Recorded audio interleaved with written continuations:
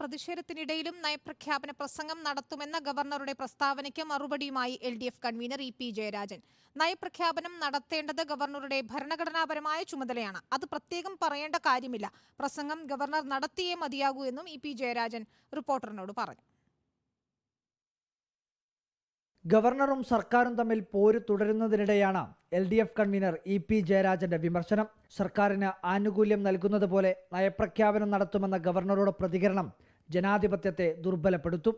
നയപ്രഖ്യാപനം ഗവർണറുടെ ഭരണഘടനാപരമായ ചുമതലയാണ്. അത് ഗവർണർ നിർവഹിച്ചേ മതിയാകൂവെന്നും EP ജയരാജൻ റിപ്പോർട്ടറിനോട് പറഞ്ഞു.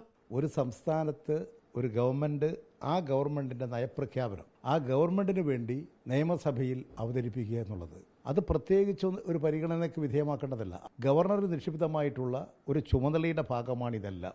അതുകൊണ്ട് ഞങ്ങൾ പങ്കെടുക്കുമെന്ന് പ്രത്യേകിച്ച് പറയേണ്ടതില്ല. നിയമസഭാ സമ്മേളനത്തിന്റെ നയപ്രഖ്യാപനത്തിന് മുൻപായി ഗവർണറുമായി മഞ്ഞുരുക്കമുണ്ടാകുമെന്ന ചർച്ചകൾക്കിടയിലാണ് LDF കൺവീനറുടെ വിമർശനം. ഭൂമി ഭേദഗതി ബിൽ ഉൾപ്പെടെയുള്ള ബില്ലുകൾ ഒപ്പിടാത്ത ഗവർണറുടെ നടപടികൾ ഫാസിസ്റ്റ് പ്രവണതയുടെ ഭാഗമാണെന്നും EP ജയരാജൻ വിമർശിച്ചു.